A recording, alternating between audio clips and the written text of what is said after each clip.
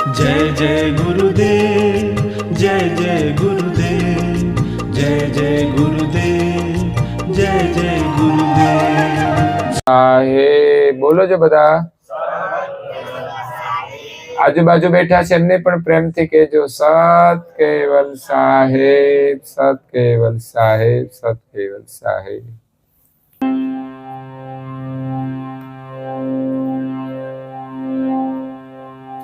એવો પદ પંકજનો પરતાપ મિલે પતિ પદ લહે નિજ આપો એવા સુખમાં જન જીલે અપારો આહો ધન્ય જન જે પામે દેદારું. પ્રિય ભક્તજનો, જ્ઞાન સંપ્રદાયના અધ્યસ્થાપક અનંત બ્રહ્માંડાધીશ વિશ્વ નિયંતા सकर्ता सत कैवलना परम विशेष अंश अनंत अंशोना तारणहार परम मोक्षना दाता सर्वज्ञ दिव्य परम गुरु श्रीमद करुणा सागर महाराज ना पट शिष्य द्वितीय कुबेराचार्य पूज्यपाद श्री नारायणदास जी महाराज श्री प्रातः काल उपासना अंतर्गत बंद कर देજો माइक आने कदाच प्रातःकाल उपासना अंतर्गत गुरु महिमा ने विषय परम गुरु नो महिमा समझावता कहे छे के एवो पद पंकज नो प्रताप मिले पति पद लहे निज आप.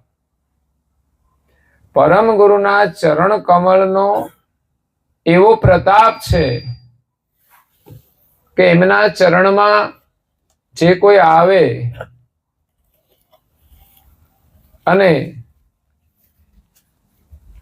જે કોઈ નિવાસ કરે એની પછી આ સંસારની અંદર જન્મ મરણના ગર્ભ સંકટની અંદર ભટકવું પડતું નથી.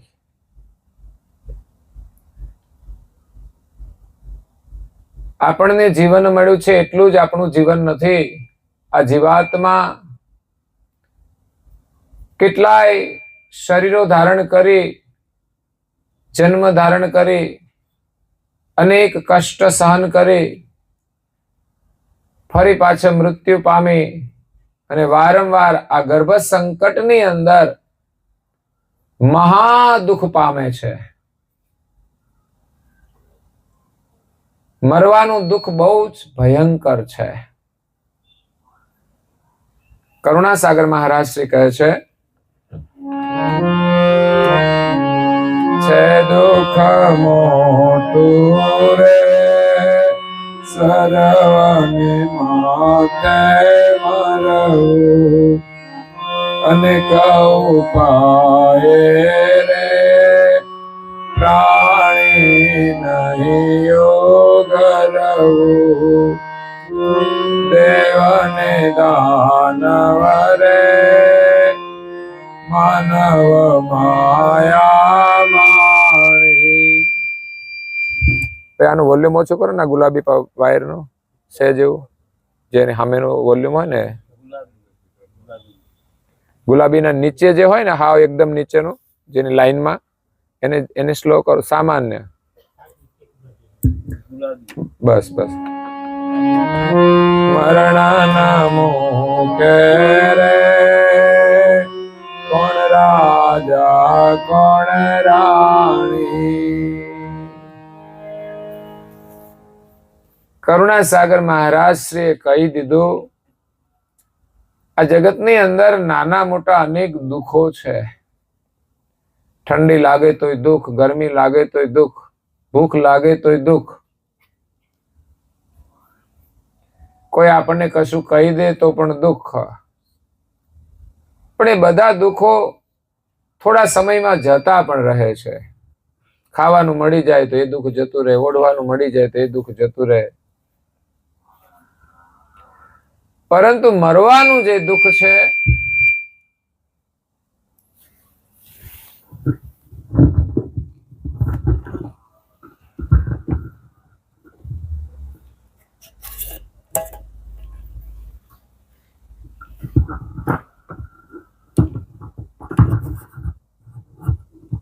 હાલો હાલો હાલો હાલો હાલો, આનું થોડું સ્લો પડશે, પણ મરવાનું જે દુઃખ છે એ મહાભયંકર છે. બીજા બધા દુઃખો કદાચ કોઈના જીવનમાં આવે ન પણ આવે, કોઈને ભૂખ્યા ના રહેવું પડે, કોઈને ઠંડી ના લાગે, કોઈને કંઈ ના થાય, પરંતુ મરવાનું દુઃખ તો બધાના માથે સુનિશ્ચિત છે. જેનો જન્મ થયો છે એને મરવાનું છે. હા, કોઈ ભગવાનનું ભજન કરી પોતાના સ્વરૂપને જો પામી જાય કે હું તો અજર અમર અને ચૈતન આત્મા છું, તો એને નથી મરવું પડતું. કારણ કે અજર અમર હોય એને મરવું નથી પડતું. પરંતુ આપણે પોતાના સ્વરૂપને ભૂલી ગયા અને આ શરીર એ જ આપણે છીએ એવું માનીએ છીએ. એટલે શરીરનો જન્મ થાય છે અને શરીરનું મૃત્યુ થાય છે. પરંતુ આપણે શરીર રૂપ થઈ ગયા હોવાથી એ શરીરના મૃત્યુનું દુઃખ આપણને થાય છે કે હું મરી ગયો. એટલે ખરેખર તો આપણે મરતા જ નથી. આ શરીર બદલવાનું છે, પરંતુ જ્યાં સુધી આપણે પોતાને ન જાણીએ ત્યાં સુધી તો આપણા માટે દુઃખ જ છે. ત્યાં સુધી તો આપણે જ મરીએ છીએ.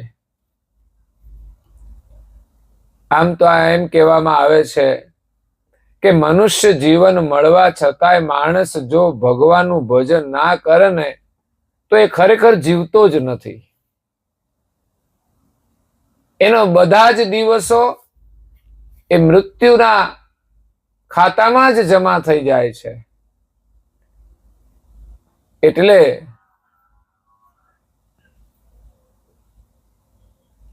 આપણા આત્મા સ્વરૂપને આપણે ના ઓળખીએ ત્યાં સુધી આ દુઃખ રહેતું હોય છે.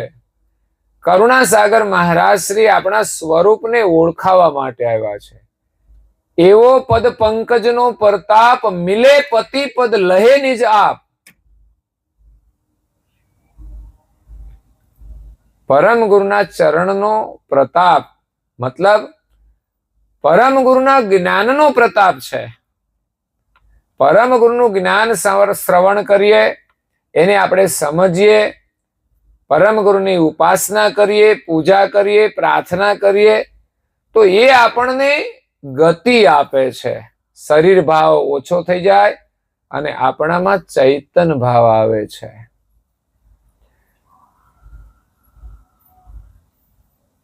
મિલે પતિપદ લહે નિજ આપ.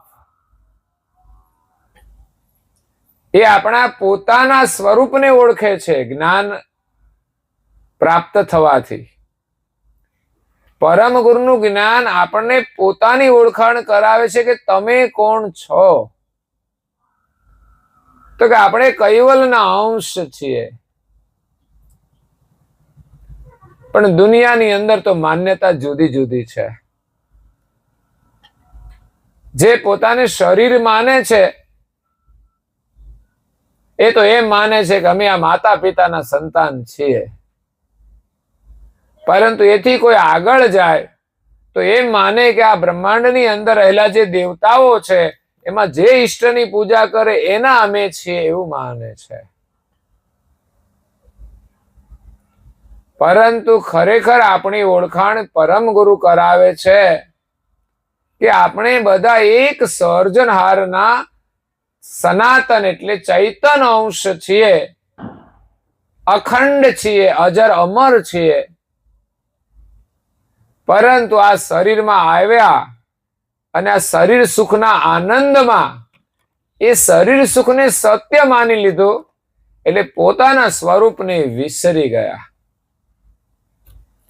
ઇન્દ્રિયોના જે સ્વાદ છે એની અસ્મિ આપણને લાગુ પડી છે. આપણે જોઈએ છે ને સંસારની અંદર કે આમ તો માણસને ખબર હોય કે પોતે ક્યાં રહે છે, પોતાનું શું નામ છે, પોતે કોના દીકરા છે, કોનો પતિ છે, કોનો ભાઈ છે, આ બધી ખબર હોય છે. પણ થોડું પેલું શરબત પી જાય વધારે તો પછી એને કઈ ખબર રહેતી, એ ભાન ભૂલી જાય છે. એને એનો નશો ચડે છે.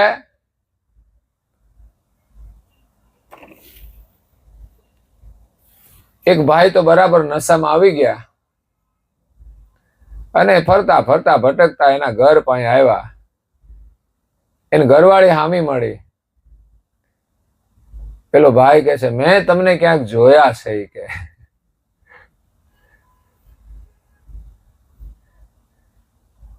પેલી કે એક તમાચો મારીશ ને તો ઓળખાણ થઈ જશે.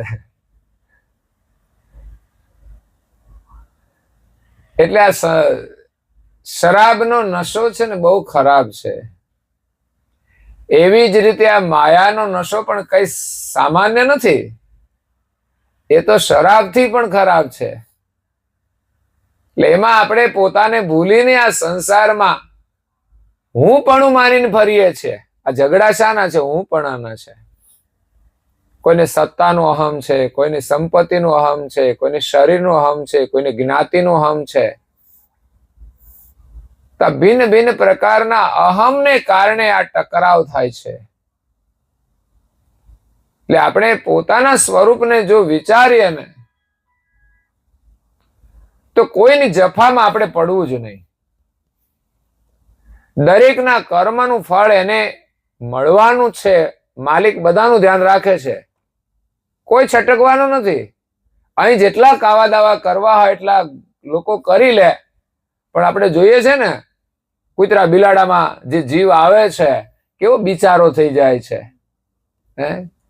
અને એમાં બહુ જે માથાભારે માણસો હોય ને એ પછી ખહુરિયા કૂતરામાં જાય. મતલબ કે પેલું તાકાત વગરનું હોય, જે બધા કૂતરા એને દબાવતા હોય. કૂતરાનો ધંધો છે, એ નવરા પડે ને એટલે ગમે ત્યાં દાદાગીરી ના કરે ને ત્યાં સુધી મજા જ ના આવે. બોલો, એમાં દુનિયામાં ઘણા કૂતરા એવા છે ને કે દાદાગીરી કરતા હોય, પણ અહીંથી છૂટ્યા ને સમજવાનું ભગવાન કઈ ખબર છે મારા હાથમાં છે પછી દોરી. અત્યારે તને સ્વતંત્રતા આપી છે, તારે કેમ જીવવું એ તારે વિચારવાનું છે. અને ઘણા પાપ આંબી જાય ને તો આ જીવનમાં એનો સત્યાનાશ થઈ જાય, ભાવિ પેઢીનો પણ સત્યાનાશ થઈ જાય. એના જીવનનો કોઈ અર્થ રહેતો નથી. જેને ભગવાનનું સ્મરણ નથી એના જીવનનો કોઈ અર્થ નથી. એની કોઈ મનુષ્યમાં ગણતરી પણ નથી થતી. એ તો માત્ર કહેવાના જ મનુષ્ય હોય છે, પશુની જેમ જીવતા હોય છે. અને ઘણા તો પશુ સારા કહેવાય, રાક્ષસની જેમ જીવતા હોય છે.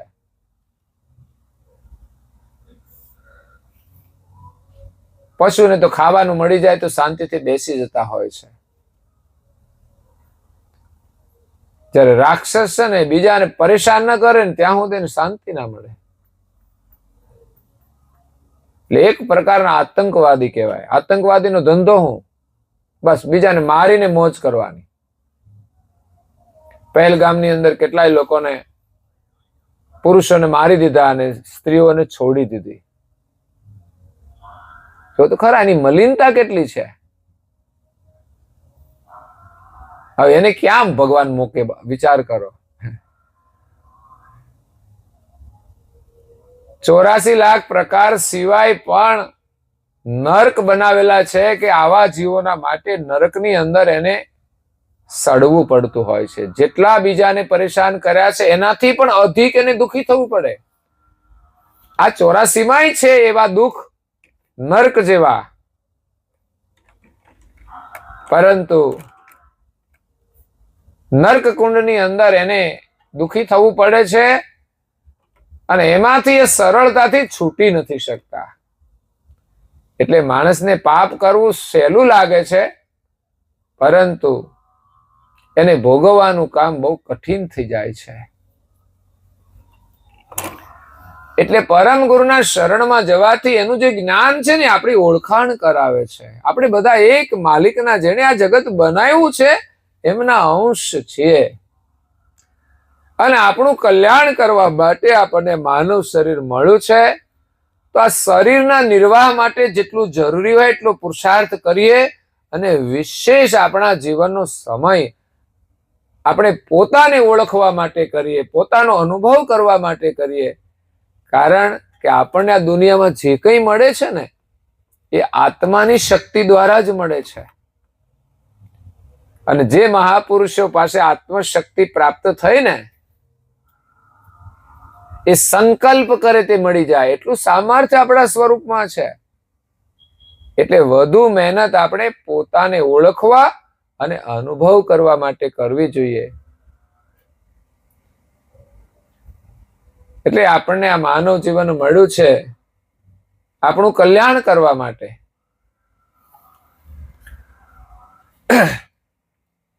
જેના નિમિત્તે આપણે આજના સત્સંગને શ્રવણ કરી રહ્યા છીએ.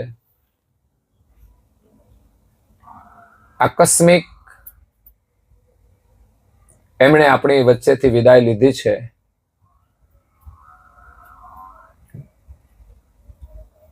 તો પરિવારને દુઃખ થાય એ તો સ્વાભાવિક છે, સગા સંબંધીઓને દુઃખ થાય, પરંતુ સંપ્રદાયના નાતે જો લાગણી હોય અને ઓળખ હોય તો સંપ્રદાયના અનુયાયીને પણ દુઃખ છે. એમાં વિશેષ કરીને સાધુને પણ દુઃખ છે, કારણ એમણે નિષ્કામ ભાવથી સાધુઓની સેવા કરી છે. આ તો એને જવાનું કોઈ નિમિત્ત હશે, આગળની યાત્રા પણ એની સુખદ રહેશે, કારણ કે એનું સુકૃત બળ ઉત્તમ પ્રકારનું છે. બાકી આ દુનિયામાં કર્મકાંડ લોકો બહુ કરતા હોય છે, પરંતુ એમણે સંતોની સેવા કરી છે ને એનું ફળ બહુ ઉત્તમ છે. એનો અંતકાળ જે નિમિત્ત બન્યું એ વસ્તુ અલગ હોય છે. કોઈ ને કોઈ કર્મ એની સાથે જોડાયેલું હશે અગર, તો એમણે જે કર્યું છે એમાં જેને પણ દોષ હોય એ કર્મમાંથી છૂટી શકશે નહીં, કારણ કે અમૂલ્ય જીવન ગુમાવ્યું છે. કોઈનું પણ જીવન લેવાથી અનેક વાર આપણે જન્મીને મરવું પડે, અને એમાંય કોઈ સજ્જનને માણસ દુખી કરે ને એ મહાપાપ લાગે છે. તેનું મૃત્યુ જો નિમિત્ત બને તો સમજવાનું આજે વર્તમાન સમયની અંદર એમની પાસે જે કંઈ હશે અને જે ભાવિ પેઢી માટે કરી રહ્યા હશે, પરંતુ સાતમી પેઢી એને છે ને ખાવાના ઠેકાણા નહીં પડે. આ કુદરતનો નિયમ છે કે જેના માટે તમે પ્રપંચ કરી રહ્યા છો તમે એને સુખી નહીં જ કરી શકો. અને તમે કંઈ પણ કર્મના નિમિત્ત બનો તો તમે પણ સુખી નથી થઈ શકતા. એની સજા ભાવિ પેઢીની પણ ભોગવવી પડે છે. એટલે બહુ દુઃખદ ઘટના બની અને એમણે પરિવાર સાથે આ સંપ્રદાયમાંથી વર્તમાન જીવનમાંથી વિદાય લીધી છે. સંપ્રદાય તો એનો રહેવાનો જ છે, કારણ કે ધર્મનું એને ગૌરવ હતું. ગમે ત્યારે એને જવાનું, કામકાજ છોડીને પણ એ જતા હતા. એટલું જ નહીં, પોતાને બધું કાર્ય કરવાનું પણ ગૌરવ હતું. જેના કપાળમાં હંમેશા ભાલ તિલક હોય, તો પરિવારને ખોટ હોવા છતાંય એ ઘણું આપીને પણ ગયા છે. આર્થિક રીતે તો હોય છે, એ તો આપણા પ્રારબ્ધ પ્રમાણે મળ્યું છે, પરંતુ ધર્મનું ગૌરવ રાખીને એમણે જે પ્રાપ્ત કર્યું છે ને, ઘરમાં જે વાતાવરણ મળ્યું છે એ બહુ જ મોટી મૂડી છે. એટલે મને તો ઘણું દુઃખ થયું છે. અને છેલ્લે એમણે મને ફોન કર્યો, એની લાગણી હતી મારા પ્રત્યે વિશેષ, એટલે હું પણ પૂજા કરીને તરત નીકળી. અંતિમ એની ભાવના એને અંતરમાં હશે કે કદાચ દુઃખદ હશે, આ પ્રસંગ વધારે તકલીફ હશે, એટલે શરીર ક્યારે કોનું છૂટી જાય કશું કહેવાય નહીં. આગળની યાત્રા પણ કોઈ નિશ્ચિત હોય છે નહીં, તો બચી પણ શકાય છે. પણ પરમ ગુરુને જે ગમ્યું તે ખરું. આપણે તો ક્યારેય ગુરુ મહારાજને દોષિત નહીં માનીએ કે અમે ભક્તિ કરી છે તો આવું કેમ થયું. ભક્તિ કરી છે એનું ફળ તો ઉત્તમ છે. આગળ આપણે યાત્રા કરવાની છે, એમની સાથે રહેવાનું છે, એ આપણે નથી જાણતા એટલે કદાચ આપણને એમ થાય, પણ વાસ્તવિક એ નથી. એ તો જવાનું એક નિમિત્ત થયું છે, પણ છતાંય સહેજા સહેજ નથી થયું, કઈ ઈરાદાપૂર્વક થયું છે, એટલે એની સજા તો એમને ભયંકર થશે, એમાં કોઈ શંકા જ નથી.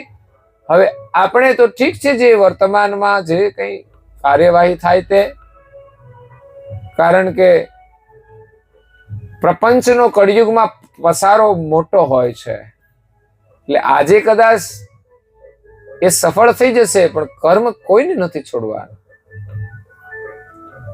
એટલે હવે તો આ દુનિયાના જે અત્યાચારી લોકો હોય ને, એને આપણે કોઈ મતલબ જ નથી. ક્યારેક તો એવું હોય છે ને કે બહુ કોઈનો અત્યાચાર હોય ને તો માણસ એ સ્થાન ને જગ્યા છોડીને કઈ બીજે સારી જગ્યાએ પણ જતા રહે, કારણ કે એવા લોકોથી દૂર રહેવું સારું છે. એ જે શેરીમાં ચાલતા હોય ને આપણને ખબર પડે ને તો આપણે બીજી શેરીમાં જતા રહીએ, એનું મુખ જોવું સારું નથી હોતું.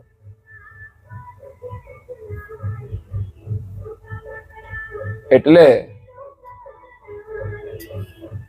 આપણે તો પરમ ગુરુના શરણમાં શ્રદ્ધા રાખીને એ દુઃખને ઓછું કરવાનું છે, ભૂલવાનું છે, અને ભગવાન આપણને શક્તિ આપશે. એટલે સંત સેવાનું ફળ ઉત્તમ છે. સંત સેવા ગુરુ બંદગી, આઠેય પહોર અભ્યાસ, પ્રીત સહિત પૂજે હરિ, સો કહીએ નિજ દાસ. એ ખરેખર પરમ ગુરુના સાચા સેવક હતા. સંત સેવા ગુરુ બંદગી એ કરતા હતા. આઠે પહોર અભ્યાસ, એના મનની અંદર ધર્મનું સ્મરણ નિરંતર હતું. ગમે તે પ્રસંગ હોય એની વ્યવસ્થા દોડાદોડી, એમની સેવા રહેતી હતી. પ્રીત સહિત પૂજે હરિ, અને પ્રેમથી જે હરિનું ભજન કરે, પૂજા કરે. હરિની પૂજા કરવી એ કોઈ સાધારણ કામ નથી. અહીંયા આપણે ઔપચારિક પૂજન કરીએ છીએ, પરંતુ એના માધ્યમથી આપણે ચંદન ન હોય તો ચિતવન કરીને આપણે પૂજન કરવાનું છે.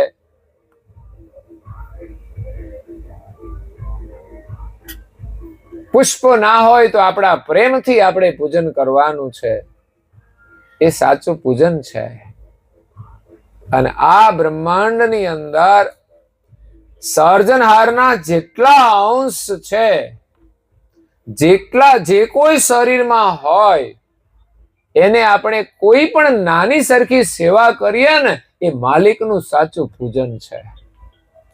કોઈ પણ મહાપુરુષનો ઇતિહાસ તપાસી જોજો, એને કોઈ પણ જીવને દુખી તો નથી કર્યા, પણ દુખી જીવોની એમણે સેવા કરી છે.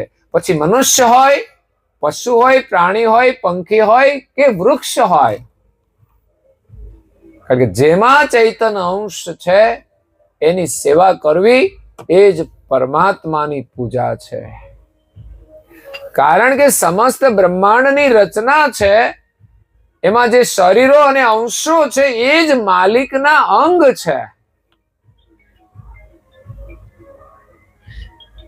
એ જ અંગો બધા ક્રિયા કરી રહ્યા છે. અને એ જ બધાની સાથે માલિકનું જોડાણ છે. એક પિતાના 2-4 સંતાન હોય તો એ માતા પિતાની સુરતા દરેક પુત્રો સાથે જોડાયેલી હોય છે. તો એમના પુત્રોને કોઈ મદદ કરે ને તો એમને જ મદદ કરી કહેવાય, અને એના પુત્રને કોઈ મદદ કરે તો એના માતા પિતા પ્રસન્ન થાય છે. એમ આ જગતની અંદર બધા એમના જ સંતાન છે. કર્મ આધીન એમણે શરીર મળ્યું છે. એટલે પ્રાણી હોય, પશુ હોય, કીડી કુંજર, આપણા માટે જેનો યોગ થાય, કોઈને પણ દુઃખી ન કરીએ, અને અનુકૂળતા હોય, સંજોગ હોય તો આપણે એને મદદરૂપ થઈએ. એ પરમેશ્વરની પૂજા છે. તો પરમ ગુરુના ચરણમાં જે કોઈ અંશ આવે છે એ જન્મ મરણના દુઃખમાંથી છૂટી જાય છે. એને પોતાની ઓળખાણ થઈ જાય છે કે હું કૈવલનો અંશ છું. બસ આ જન્મમાં પણ આપણે પરમ ગુરુના શરણમાં આવ્યા છીએ તો આપણે પરમ ગુરુના છીએ એ ભાવનાને દ્રઢ કરવાની છે. ઘરમાં ભલે કોઈ ના હોઈએ, એ તો એક સામાન્ય છે, કારણ કે આ સંબંધ માત્ર આ જન્મ પૂરતો, અને એ સાચવી શકીએ તો. નહીં તો બે ભાઈઓને મનમેળ નથી હોતા, કોઈ પતિ પત્નીને મનમેળ નથી રહેતા. આપણે તો માનતા હતા કે હું આ છું, પણ કંઈક થોડી ઘણી આમ તેમ વાતચીત થઈ જાય તો એ સંબંધ છૂટી પણ જાય છે. એટલે છે જ, આપણે નિભાવવો જોઈએ સારી રીતે. પણ ઘણાને જીવતા નથી આવડતું તો ઘરમાં ને ઘરમાં કલેશ થતા હોય છે. પેલા તો ખાલી ભાઈઓ જ જુદા થતા, હવે તો પતિ પત્ની જુદા થાય. બોલો,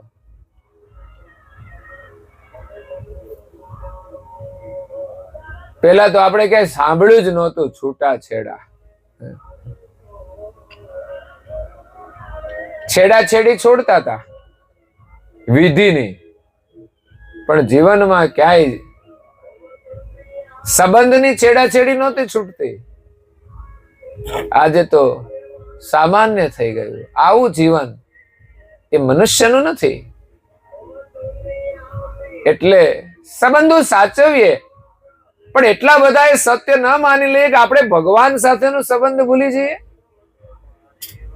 ઘણીવાર સંસારમાં લોકોને એટલો બધો પ્રેમ ભાવ હોય છે કે જેના કારણે ધર્મના કાર્યો પણ ભૂલી જતા હોય છે. તો એ સાચો પ્રેમ નથી, પણ એક મોહ છે. પરિવાર સાથેનો સંબંધ સત્ય છે, પણ ભગવાન સાથેનો જે સંબંધ છે એ આપણે ભૂલવો જોઈએ નહીં. અને એ પણ ના ભૂલવું જોઈએ કે આ સંસારનો, આ જીવનનો જે સંબંધ છે ને, જે દરેક પરિવારના સભ્યો સાથે હોય કે સગા સંબંધીઓ સાથે, એ આ જન્મ પૂરતો જ છે. કોઈ કાયમને માટે કોઈના પતિ નથી, કોઈ કાયમને માટે કોઈની પત્ની નથી, કોઈ કાયમને માટે કોઈનો પુત્ર નથી, કોઈ કાયમને માટે કોઈનો પિતા નથી. પછી જેટલા પણ સંબંધ હોય એ કાયમના નથી.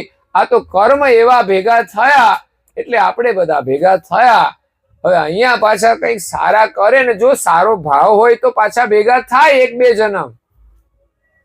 કોઈનો સંબંધ બહુ સારો હોય તો 7 જન્મ સુધી ભેગા થાય, પણ મોટા ભાગના લોકો તો કંટાળી જ જતા હોય છે. હા, એ બીજા જન્મે ભેગા રહેવા નથી માંગતા. બહુ ઓછા લોકો હવે વર્તમાન સમયની અંદર પ્રેમથી રહેતા હોય છે. બાકી તો છે ને, જોઈએ એવો પ્રેમ તો નથી જ હોતો. એ તો ઘરવાળા કે ને ઘરવાળી કરે ને તો સારું, નહીં તો કઈ સારું નહીં. તમે હામું થોડું ના પાડી જોજો, કઈ કરી જોજો, એટલે તમારે ખબર પડી જશે. એમના કયા પ્રમાણે આપણે કરીએ તો જ સારું છે એકાબીજાને માટે. ખરેખર સંબંધ છે એમાં દરેકે એકબીજાને અનુરૂપ રહેવું જોઈએ, પણ એવું નથી. મોટા ભાગે કેવું હોય, ભાઈઓ દાદાગીરી કરતા હોય એટલે બહેનો એમ કરે તો ગાડું હાલે. સમકક્ષ એનો મતલબ એવો નથી, દરેકનું કર્તવ્ય હોય છે, પણ આપણા વ્યવહારની અસર સામેની વ્યક્તિ ઉપર, એના મન ઉપર કેવી થાય છે એની આપણને ખબર હોવી જોઈએ. અને એ પરિસ્થિતિમાં આપણે રહી શકીએ છીએ. આપણને ગમે છે, જો આપણને ન ગમે ને તો બીજાને એ પરિસ્થિતિમાં રાખવાનો આપણો અધિકાર નથી રહેતો. અને જો આવી જ રીતે માણસ જીવે ને પછી બીજા જન્મે છે ને એને અંડરમાં રહેવું જ પડે. યાદ રાખજો, પછી એના માટે સ્પેશિયલ જન્મ મળે એના અંડરમાં રહેવાનો. કારણ કે કર્મ એવા કર્યા છે, પછી દાદાગીરી કરે ને તો એનાથી ના છૂટાય. તો અહીંયા કરુણાસાગર બાપજી ગર્ભ સંકટમાંથી, જન્મ મરણના મહા દુઃખમાંથી છોડાવવા માટે આવ્યા છે. આપણા સ્વરૂપની ઓળખાણ થાય અને મિલે પતિ પદ. આપણા જે પતિ એ આપણને મળી જાય. અહીંયાના પતિ છે,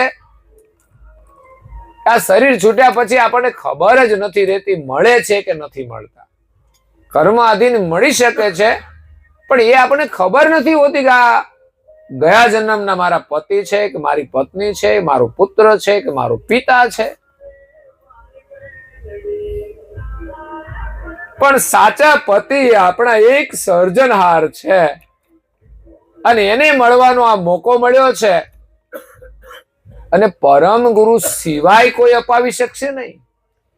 બીજા બધા ગુરુ મળે ને આપણને તો કદાચ દેવી ધામમાં લઈ જશે, પણ એ આપણા પતિ નથી. એ આપણા અંશ બંધુ છે, આપણાથી મોટા છે. એટલે દેવી ધામમાં જઈએ તો આમ અહીંના કરતા તો સારું. અહીંયા જે આ બધું કડાકૂટ છે ને ત્યાં ના હોય બહુ. ત્યાં આયુષ પણ લાંબુ હોય, પરંતુ ત્યાંથી પાછું અહીંયા આવવું પડે છે. એટલે આપણે ત્યાં કાયમ રહી શકતા નથી. ત્યાં પણ જીવ દશા છે, એટલે દુઃખ તો છે જ. તમે જુઓ ને તો દેવોના ઇતિહાસ પણ લડાઈ ઝઘડા વાળા રહ્યા છે. દેવાસુર સંગ્રામ, દેવો અને દાનવો લડતા હતા. એટલે સંપૂર્ણ જે શાંતિ જોઈએ, નિર્ભયતા જોઈએ, એ આ 14 લોક સુધી ક્યાંય નથી. એ તો કરુણાસાગર મહારાજની કૃપાથી આપણને આપણા સ્વરૂપનો અનુભવ થઈ જાય ને તો પછી કોઈ ભય રહેશે. પછી કદાચ સામો કોઈ તલવાર લઈને આવે ને તો કોઈ ભય નહીં. તારે જે કરવું એ કરી લે. દોષ તને તો લાગશે, પણ મને કઈ જ થવાનું નથી. તો સ્વરૂપની અંદર જેની સ્થિતિ હોય ને, એના શરીર કપાઈ જાય ને તો કઈ ના થાય.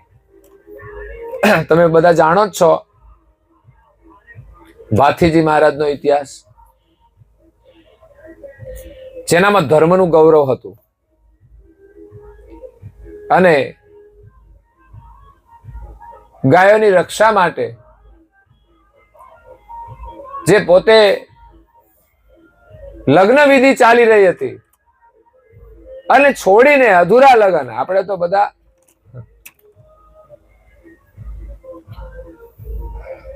ચાલુ લગ્ન માંથી જવું એટલે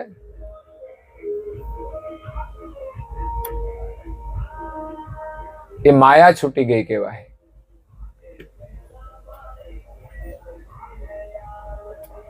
એટલે એ ગયા, એનું લડતા લડતા સામે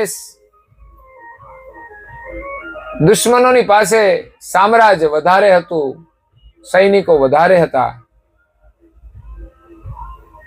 એટલે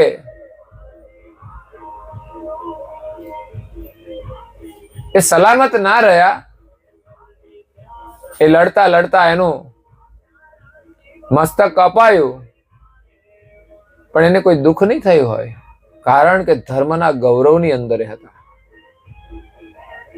આપણે તો બીક લાગે, આપણને કઈ પણ આવું કાર્ય હોય ને એમાં બીક લાગે, આપણામાં હિંમત ના આવે.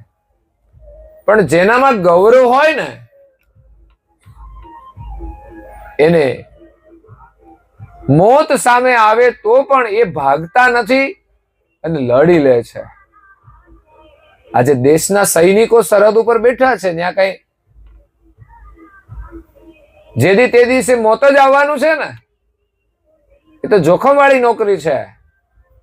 કદાચ વડે એની ટૂંકી નોકરી હોય છે, એમાં કઈ વાંધો ના આવે તો આજીવન એને માટે સારું થઈ જાય છે. પણ કેટલાય લોકો એમાં બલિદાન આપે છે. તો એ સરહદ ઉપર જઈ ક્યારે શકે? એનામાં કેવી હિંમત હોય ત્યારે.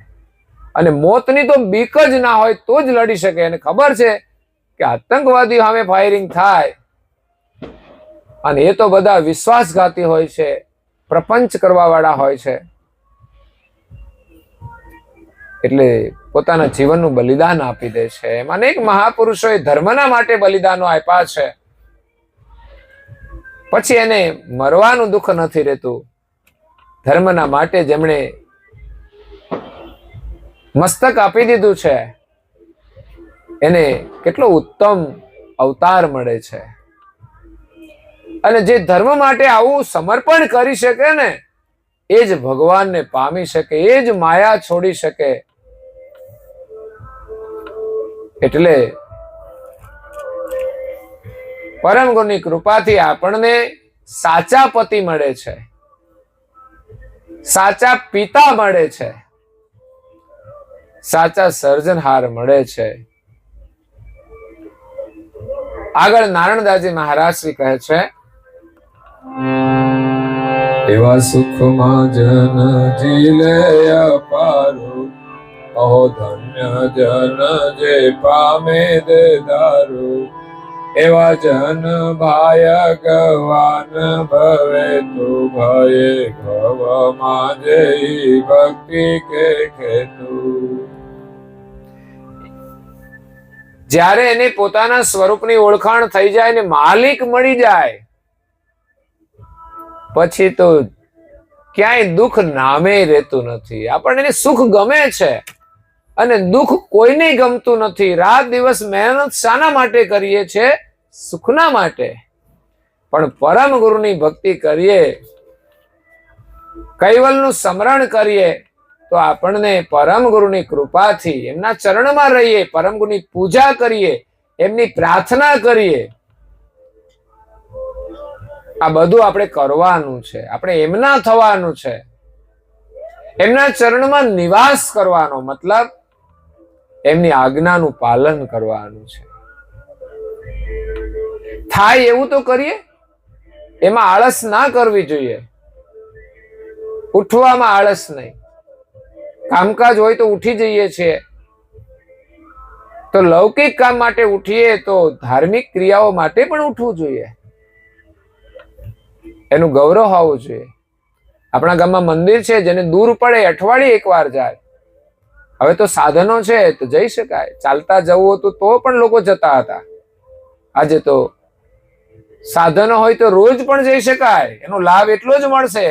અઠવાડિયે જશો તો એ પ્રમાણે મળશે, રોજ જશો તો એ પ્રમાણે મળશે. પરંતુ બધા લોકો ગાડી લઈને ના નીકળી શકે. એમના માટે થોડું પણ જાજુ હોય છે. માનો કે બહેનો હોય, એને જવાનું હોય તો એ રોજ ના જઈ શકે, પણ એના માટે અઠવાડિયે નહીં તો 15 દિવસે એકવાર જાય, કે ઓછામાં ઓછું મહિનામાં તો એકવાર અવશ્ય આપણા નજીકની અંદર પરમ ગુરુનું મંદિર હોય તો દર્શન કરવા જવું જોઈએ. કે આ ઘરની માયા છોડીને પરમ ગુરુ અહીં બેઠા છે, આવ્યા છે, એ ભાવથી આપણે ત્યાં દર્શન કરીને આવીએ તો આપણો એ ભાવ બન્યો પરમ ગુરુને મળવાનો, એના દર્શન કરવાનો. તો અવશ્ય પરમ ગુરુ એટલા આપણા નજીક આવશે અને આપણને દર્શન આપશે. ક્રિયા અને ભાવથી પેલા તો દર્શન કરવાના છે, બીજા સત્સંગ દ્વારા જ્ઞાનથી દર્શન કરવાના. કારણ કે જ્ઞાન સમજીશું નહીં તો પરમ ગુરુ કેવા છે, એનો મહિમા કેવો છે જણાશે નહીં. પરમ ગુરુનું શરીર પણ એટલું બધું સુંદર ને દિવ્ય હતું, એનો મહિમા જાણીએ અને મંદિરમાં દર્શન કરવા જઈએ તો પણ આપણું જીવન સફળ થઈ જશે. દર્શનથી આપણા દુઃખો ટળી જશે. દર્શન તે સબ દુઃખ ગયા નિરખ્યા શ્રીમત કુબેર, નારણદાસ ધન્ય શરણ કો.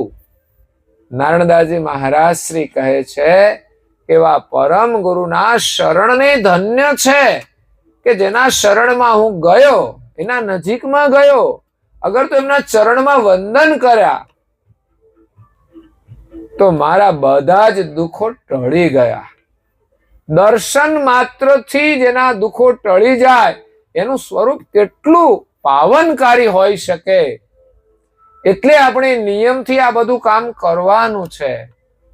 આપણા ઘરમાં સ્થાપના હોય ત્યાં પણ દરેક સભ્યએ બેસીને પ્રાર્થના, પૂજા, વંદના, ધ્યાન અવશ્ય કરવું જોઈએ. નહીં તો કેવું હોય ખબર છે, ઘરમાં એકાદ વ્યક્તિ જે ભાવના વાળી હોય ને એ સેવા પૂજા કરતી હોય અને બીજા બધા ફરતા હોય. તો જે જેટલું કરશે એટલો એને લાભ મળશે. વધારે કરવા પ્રયાસ કરવો જોઈએ. વધારે કમાવા પ્રયાસ કરીએ છીએ એવા જ ભાવથી, અને પૈસા મળે તો ખુશી કેટલી થાય વિચાર કરજો. એમાં મફતની લોટરી લાગી જાય તો ખુશીનો કોઈ પાર ના રહે. તો પૈસા મળવાથી ખુશી થાય છે, એવી જ રીતે આપણે ભગવાનનું સ્મરણ કરીને ખુશી મેળવવાની છે. તો ઘરમાં દરેક વ્યક્તિ પૂજન કરે, ચંદન રાખો, એના માધ્યમથી સ્મરણ થશે. તિલક પણ અવશ્ય કરજો, ખાસ મહત્વનું છે. ઘણા લોકોના કપાળમાં જોવા મળે છે પણ ન કરતા હોય ને એમને પ્રેમથી કરવું જોઈએ, ગૌરવપૂર્વક કરવું જોઈએ, રોજ કરવું જોઈએ. તમે જે દિવસે તિલક કર્યું સમજવાનું એ દિવસ તમારો સફળ થયો છે. અને જે શરીર ઉપર તિલક ધારણ કર્યું છે પરમ ગુરુ એના આરોગ્યની પણ રક્ષા કરશે. એ બહુ મોટું પુણ્ય છે. નિરંતર તિલક ધારણ કરેલું હશે તો એ જીવ દીવાની જ્યોતની માફક ભાલ તિલકની ગતિએ એ ઉપર તરફ જ જશે. કોઈ દીવો પ્રગટાયો ને એની જ્યોત નીચે ગઈ હોય એવું જોયું છે? હે, તમારા ઘરમાં દીવાનું જ્યોત હોય, એ દીવો હોય એનાથી નીચે તરફ જતી હોય એવું જોવાય છે? તો આ ભાલ તિલકનું પરિણામ છે કે તિલક કરશું એટલે આપણી જે ગતિ છે, આ મનુષ્યની ગતિમાં આવ્યા છીએ તો એમાં આપણે ઉપર ઉપર જઈશું. અને જો નહીં કરીએ તો ક્યાં જવાના? કોઈ કહેશે ગધેડાને તિલક કરવાનું? કોઈ ભેષણ તિલક કરે છે? તો નથી થતું તિલક. તો આપણને આવો રૂડો માનવ દેહ મળ્યો અને આપણે તિલક ન કરીએ તો પછી ફરી માનવનો દેહ મળે ખરો? આપણે ક્યાં જવાના? નીચે તરફ જવાના, પ્રાણી પશુ પંખીમાં જવાના. માંડ માંડ કરીને આપણે ઉપર આવ્યા છીએ.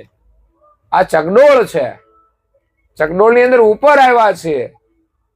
આપણે હવે ઉપર રહેવું હોય, એનાથી પણ ઉપર જવું હોય તો અવશ્ય તિલક કરવું જોઈએ, ગૌરવ હોવું જોઈએ. આપણા બાળકોને આપણે કરી આપીએ. અને આવું કાર્ય તો એકવાર આપણને સાંભળવામાં આવે ને એનો મહિમા જાણીએ ને તો શરૂ થઈ જાય. સારી પ્રવૃત્તિમાં જેટલો સમય પસાર થશે એટલું આપણું જીવન સફળ છે. એટલે બધા લોકો તિલક કરે. આપણો મંત્ર હોય તો મંત્ર પણ બધાને આવડે, મંત્રનો જપ કરીએ. અમારે મંત્ર બધાને અનુકૂળ ના આવે, ન સમજી શકે તો કૈવલનો મંત્ર સ્મરણ કરો. ધૂન દ્વારા મેં કહ્યું ને, મહિનામાં એકવાર પૂર્ણિમાના દિવસે આયોજન કરો. ધૂન આપણે 1 કલાક માટે મંદિરમાં રાખો. પછી ધીમે ધીમે કોઈની ઈચ્છા હોય કે મારે ઘરે પ્રસંગ છે તો એ નિમિત્તે મારે ધૂન રાખવી છે તો આપણે બધાએ જવું જોઈએ. ગમે તે પરામાં હોય.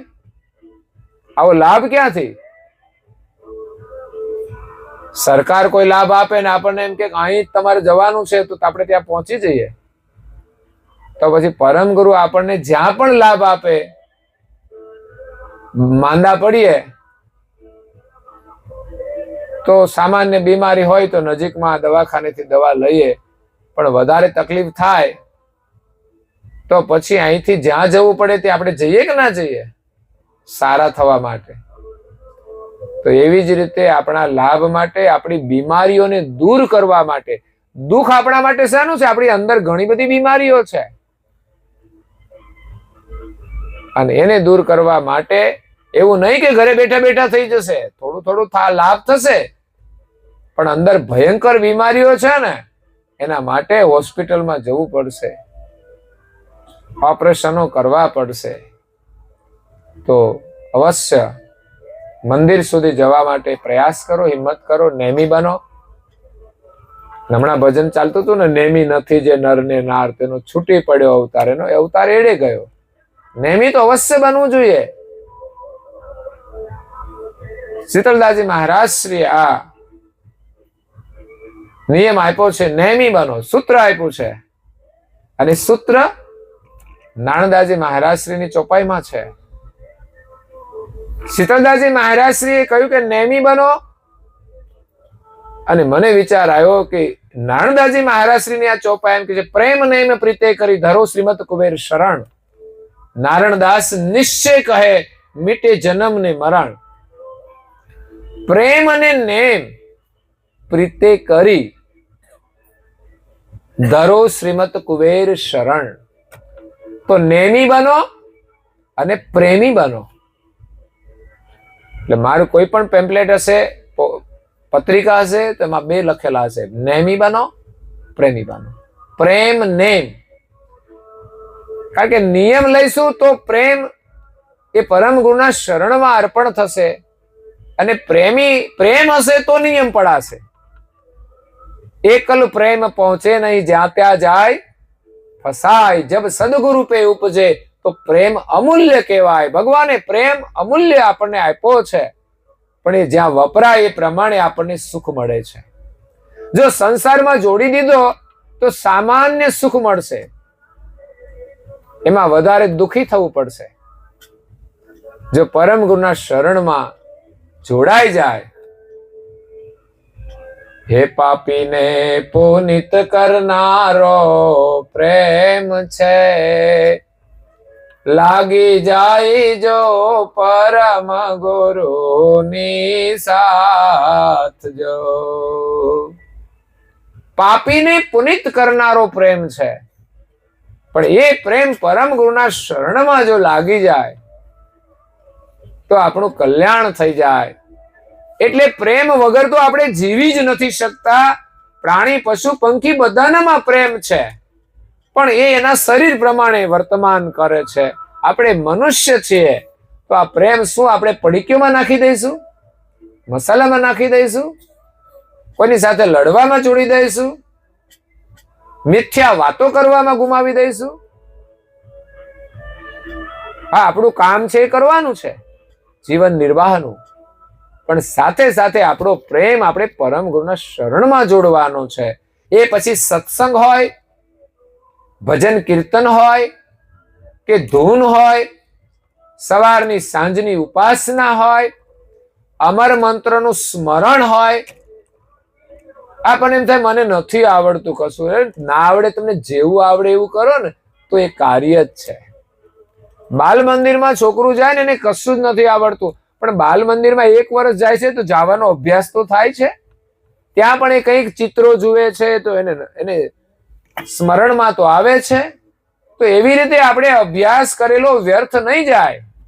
અમર મંત્રનો જપ જેવો આવડે તેવો કરો, કૈવલ મંત્રનું સ્મરણ કરો, પૂજા કરો, વંદના કરો. આપણો પ્રેમ છે પરમ ગુરુના શરણમાં જોડવાનો છે. પ્રેમી બનો અને નેમી બનો. તો પરમ ગુરુના શરણમાં આપણને સર્જનહારનું સુખ મળે છે. જ્યારે પોતાના સ્વરૂપનો અનુભવ થાય એવા સુખમાં જન જીલે અપારું. આત્મ સ્વરૂપનો આનંદ છે એ સુખ સૌથી શ્રેષ્ઠ છે. પણ એ પરમ ગુરુની ભક્તિ કરીશું ને તો મળશે, એમની કરુણાથી મળશે. આપણે તો માત્ર નિયમથી પરમ ગુરુના ગ્રંથોનું અધ્યયન કરીએ, એનો મહિમા જાણી, પરમ ગુરુમાં શ્રદ્ધા રાખી, એની જેવી થાય એવી સેવા કરીએ, પૂજા કરીએ, પ્રાર્થના કરીએ, તો આપણને પરમ ગુરુની કરુણા મળશે. તો એવું સુખ મળશે કે અપાર સુખ મળશે. અહો ધન્ય જન જે પામે દેદારું. એવા ભક્તજનોને ધન્ય છે કે જેને પોતાના સ્વરૂપની પ્રાપ્તિ થઈ જાય. આપણે પોતાનું જ ચિંતન કરવાનું છે, હું કોણ છું. આપણે આપણને ઓળખતા નથી. એટલે દિવસમાં અનેક વાર આપણે વિચાર આવવો જોઈએ. નવરા પડીએ ત્યારે આપણે પોતાને જ વિચારતા હોઈએ છીએ કે પોતાનું શરીર હોય કે પોતાનું જે કઈ જરૂરિયાત હોય એનો વિચાર કરીએ. સાથે સાથે આ શરીરને ચલાવનાર હું કોણ છું એ તો હું જાણતો જ નથી. આ શરીરને આ માયા તો બધું છૂટી જશે તો હું જઈશ ક્યાં એ તો મેં કઈ નક્કી નથી કર્યું અને મને ખબર પણ રહેવાની. તો આ શરીર છે ત્યાં જ આપણે એ ભાવના દ્રઢ કરી અને ધ્યાનમાં બેસીને પોતાને જોવાના છે. તમે આંખો બંધ કરો, તમને શું દેખાશે? બહારનું કોઈ નહીં દેખાય, પણ તમે તો છો ને. તો તમે પોતાને તો વિચારી શકશો, જોઈ શકશો. એટલે આંખો બંધ કરીને પ્રાણાવ ઉપર દ્રષ્ટિ રાખી અને મંત્રનો જપ કરીએ તો આપણે જે વિચારો કરીએ છીએ, જે કઈ ચિંતન કરીએ છીએ એ કરનારા આપ છીએ. વિચાર આપણે નથી, એ વિચાર કરનારા આપણે છીએ. આ શરીરમાં પ્રાણ ચાલે છે એને ચલાવનારા આપણે છીએ. તો ચિંતન કરવાથી ધીમે ધીમે આ માયામાંથી આપણી વૃત્તિ પાછી વળી જાય. જો અંદર જાય ને તો એ આત્માનો અનુભવ થઈ જશે. એના માટે ક્યાંય યુનિવર્સિટીમાં શિક્ષણ લેવાની જરૂર નથી, વિદ્વાન થવાની જરૂર નથી. અચરતબા કશું જ ભણેલા નહોતા, પણ એમની ભક્તિમાં નિષ્ઠા એવી હતી કે પરમ ગુરુની કરુણાથી એને સ્વરૂપનો અનુભવ થઈ ગયો. એટલું જ નહીં, એમણે અદ્ભુત ગ્રંથની રચના કરી દીધી કે જેમાં સર્જનહારની એમણે ઓળખાણ કરાવી દીધી. એ સર્જનહારની અનુભૂતિ થઈ હશે ત્યારે આ બધું કર્યું હશે. તો પરમ ગુરુની કરુણા તો એટલી અપાર છે કે આપણે તો આ જે સંસારનું સુખ છે ને તો કોડી જેવું છે, આપણા હાથમાં રહેવાનું જ નથી. આ શરીર બગડી ગયું તો કરવાના શું? આપણી પાસે બહારની મિલકત ગમે તેટલી હશે, પણ આ શરીરને માનો કે પેરાલિસિસ થયો તો આમાંની કોઈ મિલકત તમને હેલ્પ કરશે ખરી? આ દવાખાનામાં પૈસા હોય તો આપણે ઉપચાર કરી શકીએ, પણ રિકવરી ન આવે તો શું કરવાનું? પછી ઉભા ના થવાય તો શું કરવાનું? અને હારું જે કોઈ સુકૃત કર્યા હોય તો કોઈ સેવા કરે નહીં, તો એ ન કરે તો શું દશા થાય? એટલે આપણું કશું ચાલવાનું નથી. ક્યારે શું થશે એની કોઈ ખબર નથી. એટલે જે કરવા માટે આ શરીર મળ્યું છે અને જે કરવા જેવા કામો છે ને એ પહેલા કરી લેવાના. બાકીના કામોની બહુ ચિંતા નહીં કરવાની. એટલે આવા સુખની અંદર જે કોઈ આનંદ કરી રહ્યા છે એને નારણદાસજી મહારાજ શ્રી ધન્યવાદ આપે છે કે પરમ ગુરુની ભક્તિ કરીને પોતાના દેદારનો જેમણે અનુભવ થઈ ગયો અને અપાર સુખ જે પ્રાપ્ત કરે છે, જ્યાં કોઈ પાર જ નહીં સુખનો, જ્યાં દુઃખને કોઈ સ્થાન નથી, એવું જે સુખ છે ને એ જ સુખ છે. સંસારમાં એવું કોઈ સુખ તો બતાવો કે કાયમ રહેવા વાળું હોય, કે એમાં દુઃખ ન આવવા વાળું હોય. સંસારની દરેક ખુશી એક દિવસ શોકમાં બદલાઈ જશે.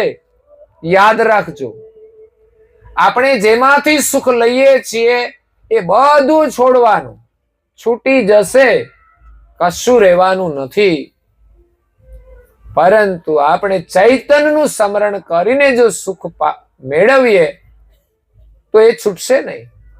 શરીર ભરે પેરાલિસિસમાં પડ્યું હોય પણ છતાંય જો એની પાસે ભગવત સ્મરણનું સુખ હોય તો ન એને પેરાલિસિસનું દુઃખ રહેશે અને ભગવત સ્મરણનું અખંડ સુખ એ પામીને ખુશ રહેશે. પણ આત્મા સ્વરૂપનો આનંદ પામે તો. એટલે એવા જન ભાગ્યવાન ભવે તું. આ જગતની અંદર એવા ભક્તો જે થઈ ગયા એ ભાગશાળી છે. એટલે ભક્તિ જે કોઈ કરે છે ને જેટલી પણ કરે છે એટલું એનું ભાગ્ય છે.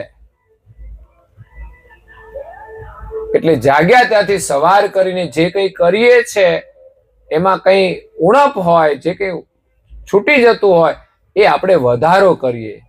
દિન પ્રતિદિન પ્રવૃત્તિમાં વધારો થાય અને દિન પ્રતિદિન નિષ્ઠાથી જો આપણે પ્રવૃત્તિ કરીએ તો ભાવનામાં પણ વધારો થાય. જેટલી ભાવના વધશે ભક્તિની એટલો આનંદ વધશે, એટલી જીવનમાં શાંતિ વધશે. ઘરમાં એક વ્યક્તિ ભજન કરતી હોય ને એની ઉર્જાથી આખો પરિવાર સુખી હોય છે. કરુણાસાગર બાપજી અગાધ બોધ ગ્રંથમાં કહે છે, અહો હરિજન ધન્ય ભાગ તુમારા. ધન્યવાદ આપે છે હરિજનો, તમે ભાગશાળી છો, કારણ કે સો હમેરે તુમ પાએ હું દેદારા. મારા દેદારના તમને દર્શન થયા એ તમારું અહોભાગ્ય છે. જે કોઈ પરમ ગુરુના શરણમાં આવ્યા, એમને દીક્ષા લીધી અને પરમ ગુરુમાં શ્રદ્ધા રાખીને એમના દર્શન કરે છે, પછી ભલે આજે ફોટાના સ્વરૂપમાં હોય પરંતુ એના શરણમાં આવે એની જ નિષ્ઠા થાય છે. બાકી લોકો જોવે તો એને ખબર ના હોય કે પરમ ગુરુ કોણ છે, પણ જે ખરેખર એના શરણમાં આવ્યા છે, જેને દીક્ષા ગ્રહણ કરી, મતલબ મંત્ર દીક્ષા પ્રાપ્ત કરી છે, કંઠી ઉપદેશ લીધો છે, એની તો ચોક્કસ નિષ્ઠા થવી જોઈએ. એવું નહીં કે માત્ર બાંધવા ખાતર કંઠી બાંધી દઈએ, પહેરવા ખાતર પહેરીએ. ઘણા લોકો બંધાવે તો ખરા પણ તૂટી જાય પછી કોઈ ધ્યાન જ આપતા, તૂટી ગયું આટલું કામ જ એવું ને ખેતીનું, એટલે પછી તૂટી જવાની. હું તો એમ કહું છું, જે લોકો મજૂરી કરે છે ને કપડા જોજો તમે, આખો દિવસમાં કેટલા મેલા થઈ જાય. તો પછી મેલા થવાના જ હોય તો પછી મેલા ને મેલા પહેરાય કઈ? બીજા પહેરીએ જ છે ને. અને આ જલ્દી ફાટી જાય તો પણ આપણે લાવવા જ પડે છે. એવી જ રીતે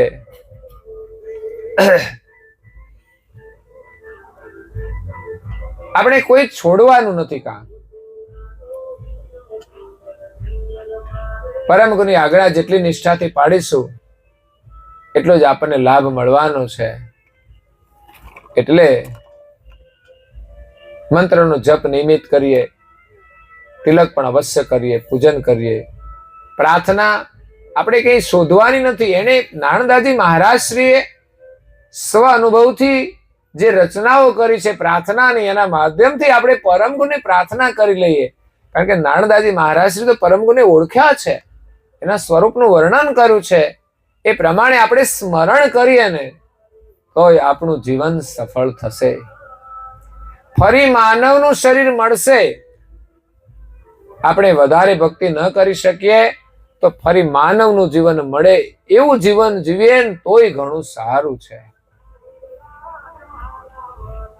એટલે ભગવાનનું આપણે ભજન કરીશું તો આપણને તો શાંતિ મળશે, પણ આપણી નજીકમાં હશે ને એને શાંતિ મળશે. જેનો સારો સ્વભાવ હોય ને એની પાસે બેસવાનું બધાને ગમે. કેમ? કારણ કે એનો સ્વભાવ સારો છે ને તો આપણને આનંદ આવે ને આપણને શાંતિ મળે.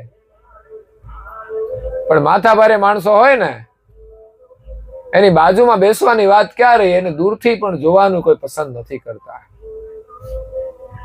એટલે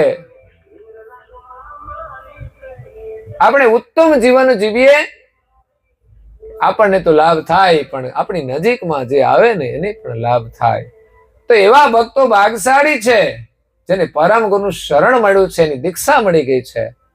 તો કંઠી ધારણ કરજો, તૂટી જાય તો બીજી બાંધજો. કપડા જેમ બદલી નાખીએ છીએ એમ તૂટી જાય તો બીજી.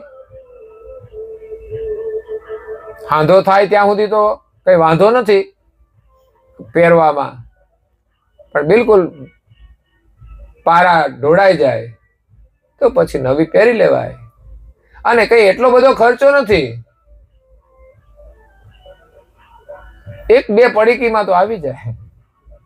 તમે તો 5-5 ને 10-10 પડીકીઓ દાબી જાઓ. લોકો વિચારતા જ નથી, આટલો ખર્ચો નથી વિચારતા, શરીરને નુકસાન થાય છે એ નથી વિચારતા અને મોજ કરે. બોલો તો પછી આપણે ધર્મની મોજ કરવામાં આપણે શા માટે પાછા પડીએ? ધર્મનું કોઈ પણ કામ કરવાનું હોય, ખર્ચ કરવાનો હોય, ચિંતા કર્યા વગર એ કરીશું, એના સંસ્કાર આપણને મળશે અને આપણા બાળકો પણ સંસ્કારથી જ સુખી થવાના. યાદ રાખજો, પૈસાવાળા સુખી છે એ ભ્રાંતિમાં રહેશો જ નહીં. જે માણસને ખાવાનું મળી જાય, પહેરવા કપડા મળી જાય અને રહેવાનો આશ્રય હોય એટલે માણસ સુખી જ છે. પછી જરૂરી નથી આગળ 4 વ્હીલ પડી હોય. જેને જરૂર હોય લેતા હોય છે. જરૂર હોય તો, ના જરૂર હોય તો આપણે શું ચિંતા છે? અને લે તો એમાં ઉપાધિ પણ હોય છે, આનંદ જ નથી હોતો.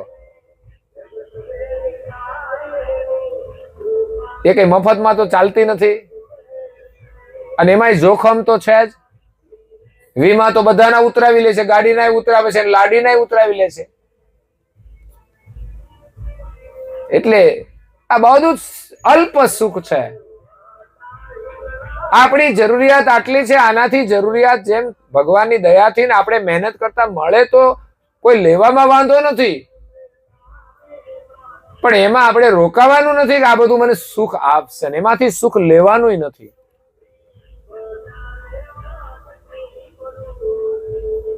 આપણને ગાડી મળી હોય તો કઈક સેવાનું કાર્ય હોય ને આપણે જો જઈએ ને તો આનંદ મળે પાછો, એ પુણ્ય થાય છે. પણ એવું કરવા વાળા બહુ ઓછા હોય છે. બધા ધનવાનો છે કે એટલા બધા એ સાધનોનો સેવામાં ઉપયોગ નથી કરતા, પોતાના સ્વાર્થ માટે ક્યાં ના ક્યાં સુધી ફરવા જાય. પણ સેવા માટે વપરાય તો અહોભાગ્ય કહેવાય. ઘણા એવા પરિવારો જોયા છે કે ભગવાનની દયાથી બહુ ખુશ થઈ જાય કે ઘરમાં આપણે ગાડી લાવ્યા છીએ, પણ ક્યાંય પડોશીને કે અનુયાયીને જરૂર હોય અને એનો ઉપયોગ થાય અને ગૌરવ અનુભવે તો એમાંથી એને સાચું સુખ મળે છે. કારણ કે એમાં પોતાનો કોઈ સ્વાર્થ નથી, કે એને ગાડીમાં સુખ નથી માન્યું, પણ એ ગાડીનો સદુપયોગ થઈ રહ્યો છે. ભગવાને આપણને આપી તો એના દ્વારા આપણે કોઈનું કામ કર્યું, એનું આપણને પુણ્ય મળે છે. એટલે પરમ ગુરુની ભક્તિ આપણે કરવાની છે. આપણે ભાગ્યશાળી છીએ. જેટલો લાભ લઈ શકાય એટલો લેવાનો છે, જેટલો લાભ લૂંટી શકાય એટલો લૂંટવાનો છે. આ મોકો ફરી નહીં મળે. ઓ દુનિયાના લોકો, મળ્યો છે આવો મોકો. ઓ દુનિયાના લોકો, મળ્યો છે આવો મોકો. એ ભજી લ્યો, ભજી લ્યો, ભજી લ્યો ભગવાન. ભજી લ્યો, એ ભજી લ્યો, ભજી લ્યો ભગવાન. કંચન જેવી કાયા તારી રાખ થવાની. આ ભજન માત્ર ગાવાના નથી ને સાંભળવાના નથી, આ તો સત્યને સમજવાનું છે. ગાતા આવડે કે ન આવડે, પણ ક્યાંયથી સારું સાંભળવા મળે ને તો એમાં રુચિ રાખવાની. આપણા ઘરમાં ભજન તમે સંભળાવો, વગાડો. આજે મીડિયા છે, મોબાઈલ છે, એમાં ઉપાસનાય વગાડો. આપણા બાળકો સાંભળશે ને તો એમાં એને રુચિ થશે, એને આવડશે. આ તો ગાવાનું પણ હોય છે, તો રાગ પણ છે ને આપણે સાંભળ્યા કરીએ ને પછી એને શીખવો ના પડે. એટલે કાયમને માટે આ કામ ઘરમાં કોઈ વ્યક્તિ જે જાગૃત હોય ને એમને કરવું જોઈએ. રોજે પોતાના નિયમ પ્રમાણે બધું કરીએ. અઠવાડિયામાં એકવાર પરિવાર સાથે પ્રાર્થના કરીએ. આવા બધા પ્રયોગો કરશો ને તો એક આદર્શ પરિવારનું નિર્માણ થશે. અઠવાડિયામાં એકવાર આપણે બેસીએ અને એકાદ ગ્રંથ લાવીએ અને વાંચતા આવડતું હોય તો તમે વાંચો, અને જેને ન આવડતું એ બધા સાંભળી તો શકે છે. વધારે નહીં તો 15 જ મિનિટ રાખો તમે, 20 મિનિટ. આ કોઈ સામાન્ય કાર્ય નથી. પરમ ગુરુના મુખમાંથી નીકળેલા વચનો ગ્રંથમાં સમાયેલા છે, અને ગ્રંથમાંથી નીકળીને આપણા મસ્તકમાં આવશે તો સમજવાનું કે આપણું મસ્તિષ્ક પવિત્ર થઈ જશે, અને આ મસ્તિષ્કની અંદર જે પવિત્ર વિચારો ગયા છે ધીમે ધીમે એનું ઝરણું ચાલુ થઈ જશે. પછી તમે એના વિચારમાં ચાલ્યા કરશો. વળી એ વિચારો થોડા આગળ જાય ત્યાં તો આપણે અઠવાડિયામાં બીજા વિચારો નાખી દઈએ, એટલે નિરંતર એક ઝરણું ચાલુ થઈ જશે અને એ જ વિચારના પ્રવાહમાં આપણે કૈવલ ધામમાં જવાનું છે. યાદ રાખજો, આ નાના નાના કાર્યો છે પણ કામ બહુ મહાન થઈ જશે. થોડું થોડું ચાલીએ ને તોય પર્વતની ઊંચાઈ ઉપર પહોંચી જવાય છે.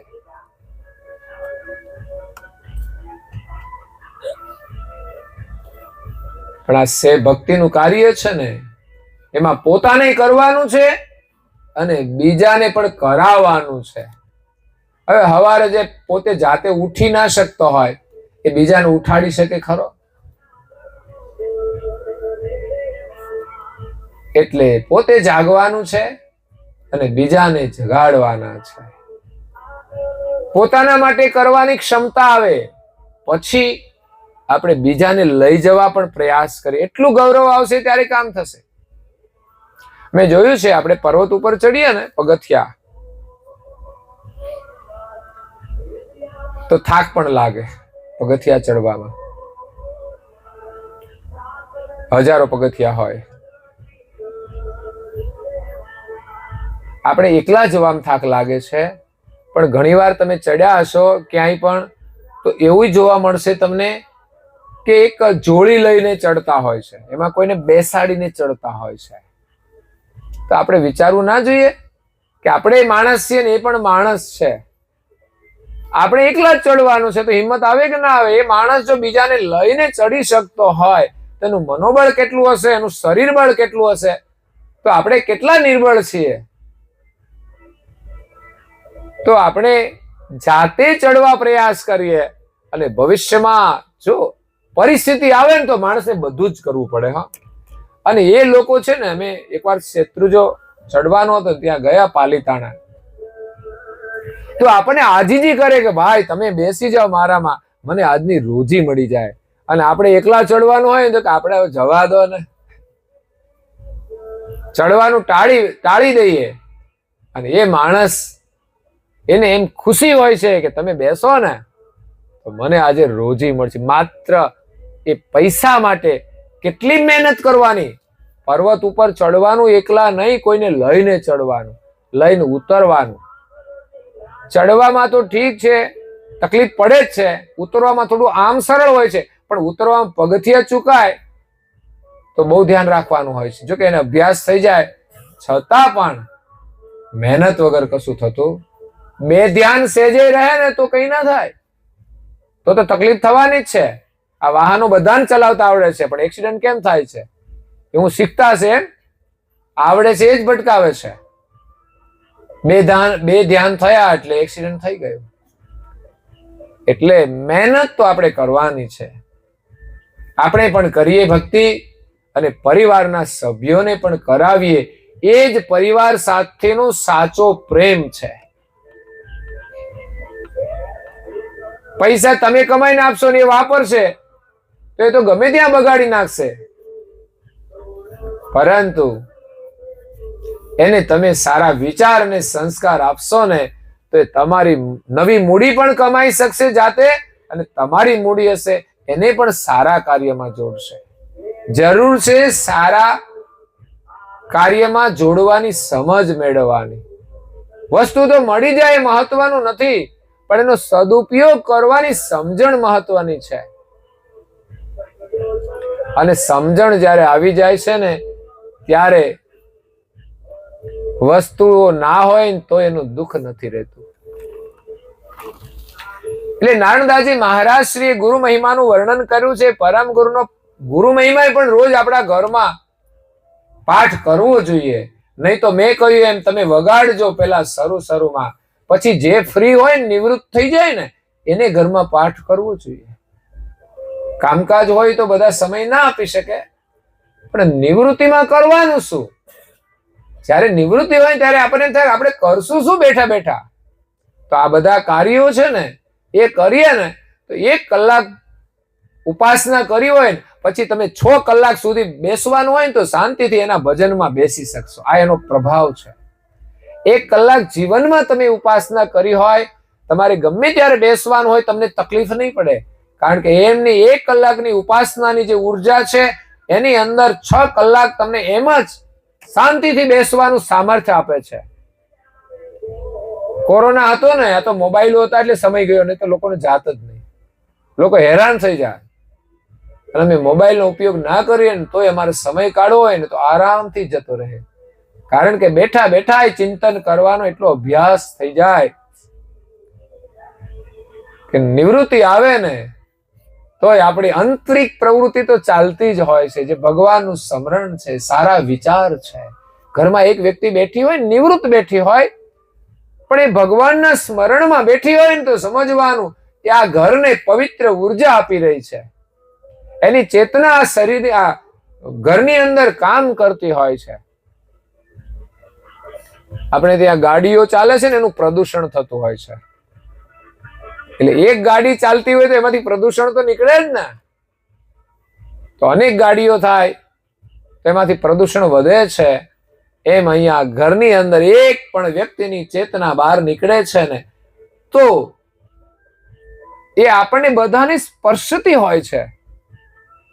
જેટલા આપણે નિકટમાં હોઈએ છીએ, એ ઘરની અંદર વિચરણ કરીએ છીએ, તેની અસર આપણા મગજ ઉપર, આપણા શરીર ઉપર થતી જ હોય છે. એટલે બહુ મોટો લાભ છે. અંતમાં ભરતસિંહ ફૂલસિંહ પઢિયાર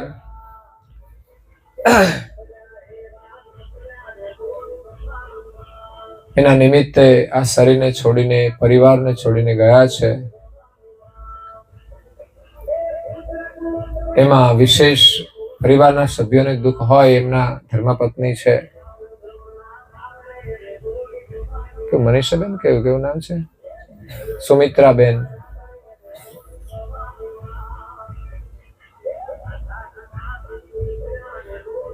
દરેકના દુઃખની વ્યથા તો એનું અંતર જાણતું હોય છે. એમ બાળકોના માટે પણ દુઃખ છે. છતાં પણ પરમ ગુરુ આપણી સાથે છે,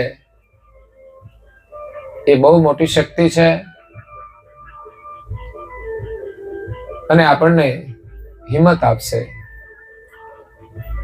એટલે વિશેષ પરમ ગુરુમાં વિશ્વાસ રાખીને જે ઘટના ઘટી છે એના દુઃખને બોલીને પરમ ગુરુએ આપણને જીવન આપ્યું છે, તો આપણે સદગત આત્મા માટે જે કંઈ પ્રાર્થના કરીએ એ ચોક્કસ એને ઉપયોગી થશે. પરિવારના નાતે, સંપ્રદાયના નાતે આજના સત્સંગનું આયોજન કરી, ગુરુ મહિમાનો પાઠ કરી, પરમ ગુરુના ચરણમાં આપણે પ્રાર્થના કરીએ છીએ. સદગત આત્મા આપનો છે અને આપના ચરણમાં આવ્યો છે ને આપના ચરણમાં હંમેશા રાખજો. પછી એમની યાત્રા માટે જે કંઈ શરીર મળે તો એમાં પણ વિનંતી છે કે ફરી માનવનું શરીર મળે અને આપનું શરણ મળે અને આપની ભક્તિ કરે. આમ તો આત્મા તો સાધુ જીવનનો હતો, પણ પ્રારબ્ધ જે પ્રમાણે હોય એ પ્રમાણે થતું હોય છે. છતાં એમણે સાધુ જેવું જીવન જીવીને પરિવારને પણ સંસ્કારનો વારસો આપ્યો છે, સંપ્રદાયને પણ મદદ કરી છે. મને તો બહુ આનંદ હતો જે મળે ને ગમે ત્યારે, કંઈ પણ કાર્ય હોય, પણ ઘણી ખોટ છે. અને એ ઘરમાં હતા તો પરિવારના સભ્યોને પણ વિશેષ લાભ મળતો હોય છે. હવે જવાનું હોય તો એ હતા ને જેટલું થઈ શકે એટલું ના થઈ શકે, પણ છતાંય એવું મનમાં નહીં રાખવાનું. આપણે હવે હિંમત રાખીને આપણી નજર સામે એમણે જે કર્યું છે એ પ્રકારે કરવા આપણે પ્રયાસ કરવાનો છે. તો આજે અહીંયા બધા ભક્તજનો આવ્યા છે. આપણે સૌ સદગત આત્માને શ્રદ્ધાંજલિ આપીએ છીએ. આજના સત્સંગની સાથે સાથે શબ્દોથી પણ શ્રદ્ધાંજલિ આપીશું, પુષ્પાંજલિ આપીને. અને અંતમાં આજના સત્સંગની આરતી કરીશું. તો વિશેષ આરતીનું ફળ પરમ ગુરુને પ્રાર્થના કરીએ કે પરિવારની જે કોઈ વર્તમાન મનોકામના હોય એ પૂર્ણ કરે. વિશેષ એમના 2 દીકરા છે, એમાં કૈવલને થોડી ઈજા છે, એટલે પરમ ગુરુના આશીર્વાદથી એ સુરક્ષિત જલ્દી થઈ જાય, સ્વસ્થ થઈ જાય. નામ જેનું કૈવલ છે, અને બીજા નાના દીકરાનું નામ પણ બહુ સરસ, ભગવાનનું સ્મરણ થાય, કરુણેશ. પહેલી જે જ આદ્ય સક્ર સ્વરાજ કરુણેશ કૈવલ કરતા કી જય બોલાય. એટલે નામ માધ્યમથી પણ એના નામનું સ્મરણ થાય છે. નામ આપણે કાર્ય માટે લઈએ, પણ એના માધ્યમથી શબ્દ દ્વારા એ સર્જનહાર સાથે જોડાયેલું છે, એની સાથે સંબંધ વાળું છે. એટલે જેનું નામ છે કૈવલ, એના આપણે અંશ છીએ, કરુણેશના અંશ છીએ. તો પરમ ગુરુ પરિવારને હિંમત આપે. ઘણી પરિસ્થિતિ તકલીફ વાળી છે, હતી. જ્યારે પ્રસંગ બન્યો ત્યારે વધારે એની હાજરીમાં દુઃખદ પરિસ્થિતિમાં દુઃખ હતું, અને ગયા તો વિશેષ દુઃખનો આઘાત આપી અને છેલ્લે વિદાય થયા. એટલે પરમ ગુરુના શરણમાં વારંવાર પ્રાર્થના કરી અને આપણે શ્રદ્ધા સુમન અર્પણ કરીએ છીએ. અંતમાં આપ સૌને પણ ભગવાનના ખૂબ આશીર્વાદ છે. જે મોકો મળ્યો છે એટલો તમે લાભ લઈ લેજો, પરિવારને જોડવાનો પ્રયાસ કરજો, તો તમે અને પરિવાર સાથે બધા સુખી થશો. પરમ ગુરુ તમારા ઉપર કંઈ ને કંઈ વિશેષ કરવાની પ્રેરણા કરે એવી પ્રાર્થના સાથે આજના સત્સંગને અહીંયા વિરામ આપીએ છીએ. જે કંઈ કહેવાનું હતું કથા દરમિયાન જ બધી બાબતો સંદેશના રૂપમાં આપી છે. તો અહીંયા વિશેષ ન કહેતા અહીંયા કથાને વિરામ આપીએ. અસ્તુ સત કેવલ સાહેબ. જય વિધિ. ઘરના સભ્યોને નિવેદન છે કે સવારે અને સાંજે આપણે ભગવાનને પગે લાગીએ તો આ જય વિધિ આપણે બોલવાની, અને કાયમ આપણે બોલીએ તો આવડી જાય આપણને. એક સભ્યએ જય વિધિ એકવાર સવારે સાંજે બોલવી જોઈએ અને પ્રણામ કરવા જોઈએ. આજે એક પુસ્તિકા છે એના માધ્યમથી બોલીએ છીએ, પણ આ રોજ બોલવાનો નિયમ જ લેજો તો જ આવડશે, નહીં તો આપણું હોવા છતાંય આપણને આવડશે નહીં. તો અત્યારે અહીંયા કરુણેશ કુમાર એ પુસ્તિકાના માધ્યમથી જય વિધિ બોલાવશે. આપણે બધા જે બોલવાનું છે, અને બધા જ આ જય વિધિ બોલતા શીખી જજો. आज सगळं स्वराज करुणेश कैवल करता की जय. श्री कृष्ण स्वामी महाराज की जय. परम गुरु श्रीमद करुणा सागर महाराज की जय. परम गुरु श्री दास जी महाराज की जय. श्री सबको श्री धर्मप्रिय दास जी महाराज की जय. श्री सब कुबेराचार्य महाराज की जय. जय. श्री सब संतन की जय. जय. श्री सब देवन की जय. जय. श्री ज्ञान संप्रदाय की जय. जय. श्री गुरु गादी साक्षापुरी की जय. श्री कैवल धाम की जय. कथा सत्संग पूर्णावती का सत केवल साहेब. ખોળામાં ખુલ્લા હાથ રાખવાના, માથું નમાવીને થોડું પ્રણામ કરવાના છે.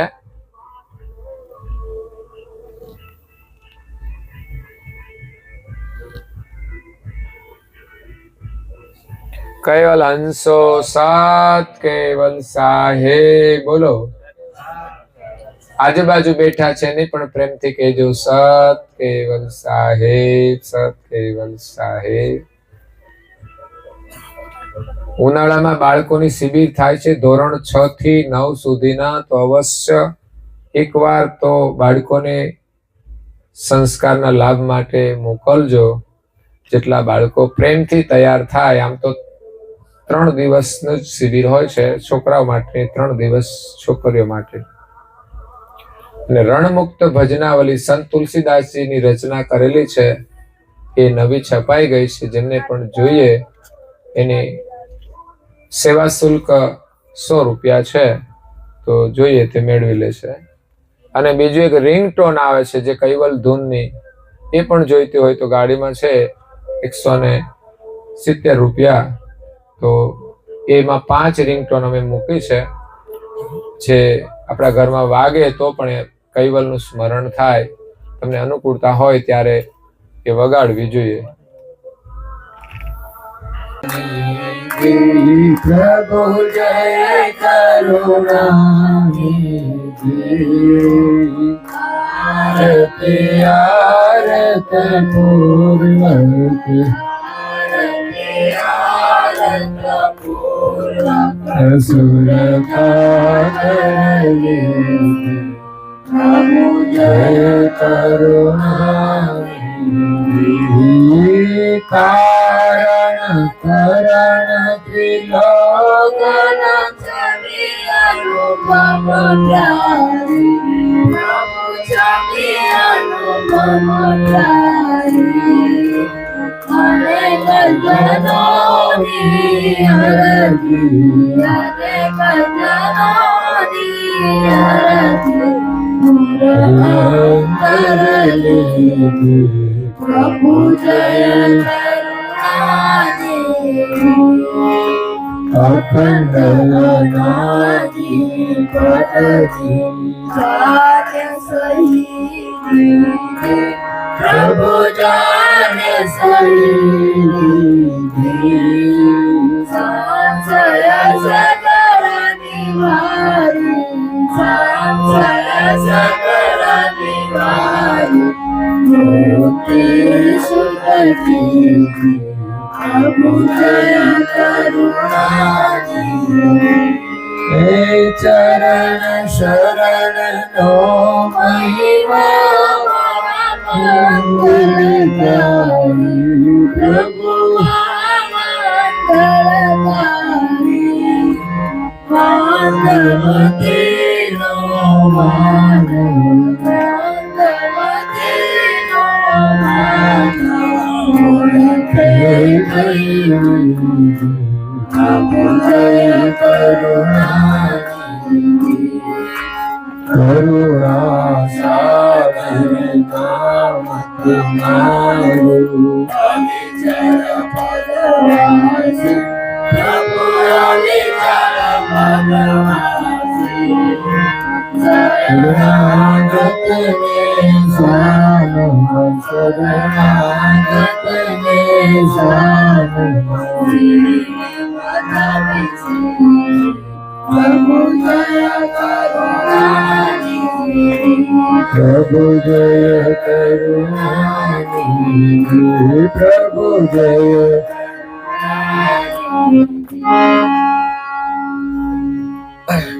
પરિવારના સભ્યો આગળ આવી જશે. બધા હાથમાં ફૂલ લઈ લો.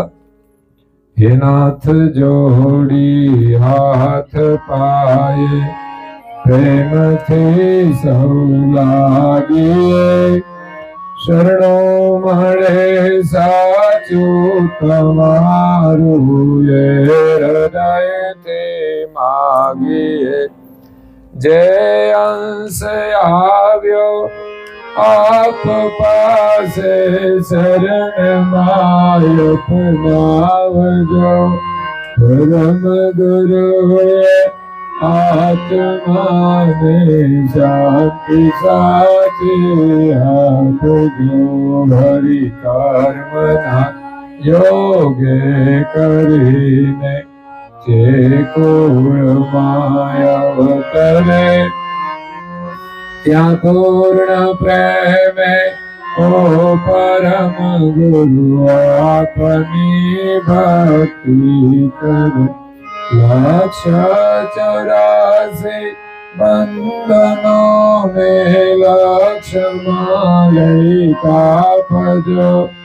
પરમ ગુરુએ આત્માને શાંતિ સાચી મળે. સુખ સંપત્તિ સુવિચારો ને સત્કર્મનો દૈવારસો જન્મો જન્મ સત્સંગથી કિરકાર પાર પાડજો આલોકને પરલોકમાં તમ પ્રેમ રગે રગ વ્યાપજો પરમ ગુરુએ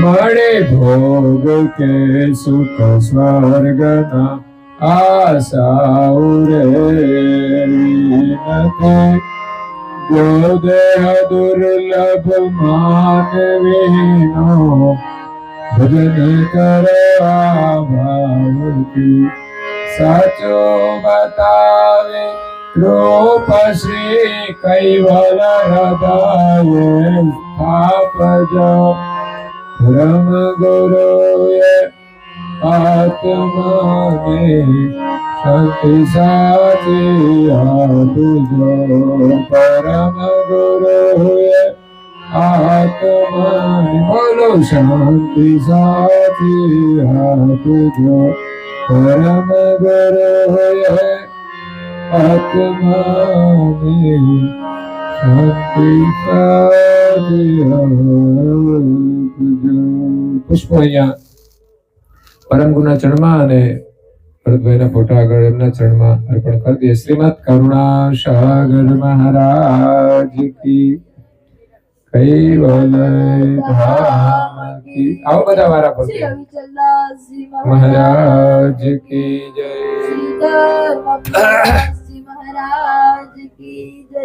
સત્ય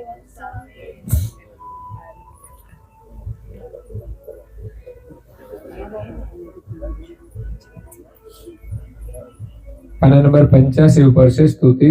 ઓમ વંદુ ગુરુ ચરણ શરણ સામ્રથ કીર્તારન જીનું માનત શિર સરદારન સકલ દેવન કે દેવ ભૈવ વિત વર્જિત વિલોક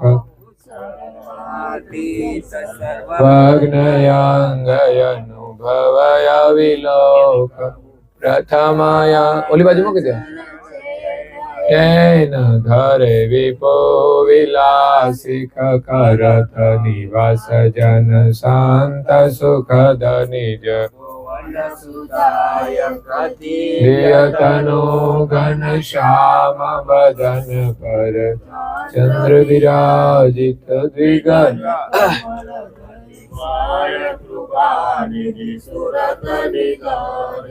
ચારણ ચિહ્ન પર દેહુ સંત સૌ સુરો સજન મંગલ કરણ વિઘ્ન હરણ તરત ધ્યાન પવન કર કરુણાનિધિ ભગવાન કરુણા કરી જગ પર ગાડી.